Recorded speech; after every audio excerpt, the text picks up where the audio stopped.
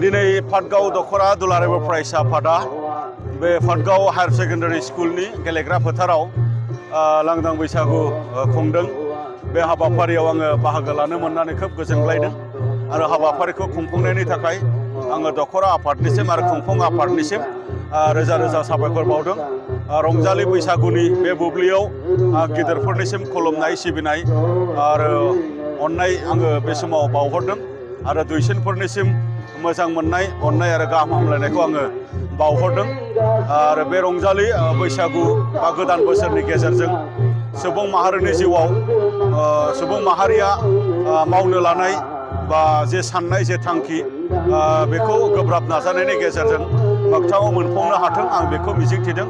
लोगोसे सुबुं माहारिनि गेजेराव खौसेथि अनलायनाय आरो जौगानाय हारि माहारिनि गेजेराव खौसेथि अनलायनाय आरो जौगानाय हारि नाङै हादर नाङै मोनसे जौगानाया फैथों आङो बेखौ मिजिंथिदों।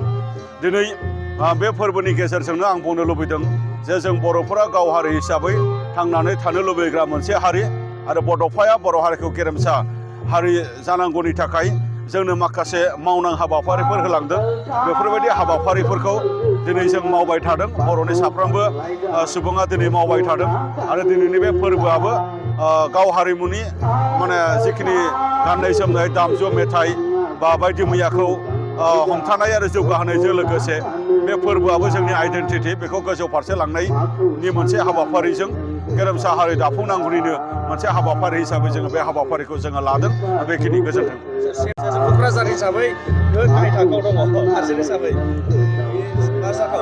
दा मेट्रिक आनजाद जे दिनै रिजाल्ट होबाय बे रिजाल्टआव जायफोर उथ्रिसार जानो हाबाय बिथांमोननिसिम दुलाराय फरायसा आफादनि जानानै कंग्रेचुलेसन आरो जायफोर फोरोंगिरिफोरनि नाजानायनि गेजेरजों बा जायफोर बिमा बिफाफोरनि नाजानायनि गेजेरजों बा डिपार्टमेन्टेल अफिसियेलफोरनि मोजां मोनसे आनजाद खुंनायनि गेजेरजों दिनै रिजाल्ट होफैबाय आरो गोबां फरायसाया मोजां रिजाल्ट खालामबाय। बिथांमोननिसिमबो आं साबायखरजों लोगोसे कंग्रेचुलेसन बावदों। दा बेवहाय जे क'क्राझार हिसाबै बा गुबुन जिल्ला हिसाबै सोरबा गाहायाव बा सोरबा गोजौआव बेबायदि रिजाल्ट जादों। दा बे रिजाल्ट जानाया आप डाउन जायो। दिनै बबेबा मोनसे जिल्लाया उन जानानै दंब्लाबो दिनै बियो गोब्राब नाजानायनि गेजेरजों फैबाय थानाय समाव बियो गोजौ फारसे थांनो हागोन। बियो नाजानाय आरो नांथाब नाजानाय बियो सम आरो थासारिखौ लानानै जायो मालाबा। बेखौ लानानै जे जोंनि फरायसाफोरा बा जोंनि बिमा बिफा बा फोरोंगिरि बा जों सोलोंथाइखौ मोजां मोनग्रा सोलोंथाइनि थाखाय खामानि मावग्रा मानसिफ्रा गोसो बायनांगौनि खोथा गैया। बियो जोंनि फैबाय थानाय समाव बांसिन खामानि मावनांगौनि थाखाय जोंखौ थिनदों। बेखिनि बाथ्राखौ आङो बुंबाय आरो जायफोर दिनै फरायसाफ्रा फेल जादों बै फरायसाफोराबो बेवहाय दुखु जानानै फरायनायखौ फोजोबनानै लानांगौनि बाथ्रा गैया। फिन नांथाब नाजानायनि गेजेरजों फैबाय थानाय समाव मोजां रिजाल्ट खालामनांगौनि थाखाय बा हायार इडुकेसन लानांगौनि थाखाय नाजानांगोन।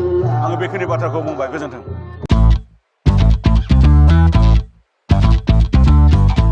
गोजोनथाव खौरां, नोंथाङा नोंथांनि गला एबा अफिस फसंथानफोरखौ जोंख्लाब माख्लाब साजायनो गोसो गैया नामा?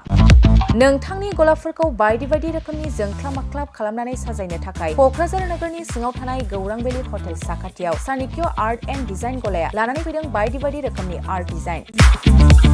क'क्राझार नोगोरनि सिङाव थानाय गौरां भेलि हटेल साखाथियाव चाणक्य आर्ट एन्ड डिजाइन गलाया नोंथांमोननि थाखाय लानानै फैदों नोंथांनि गलाखौ जोंख्लाब माख्लाब खालामनो गोबां रोखोमनि आर्ट डिजाइन। बेफोर आर्ट डिजाइनफोरनि गेजेराव दं 3D signboard, 2D signboard, acrylic trophy, ACP panel, name प्लेटार्स, रेट्र', रिफ्लेक्टिभ साइनबोर्ड, नियन साइनबोर्डफोरनि आर्ट डिजाइनफोरखौ नोंथाङा चाणक्य आर्ट एन्ड डिजाइन गलानिफ्राय मोनफुंनो हागोन।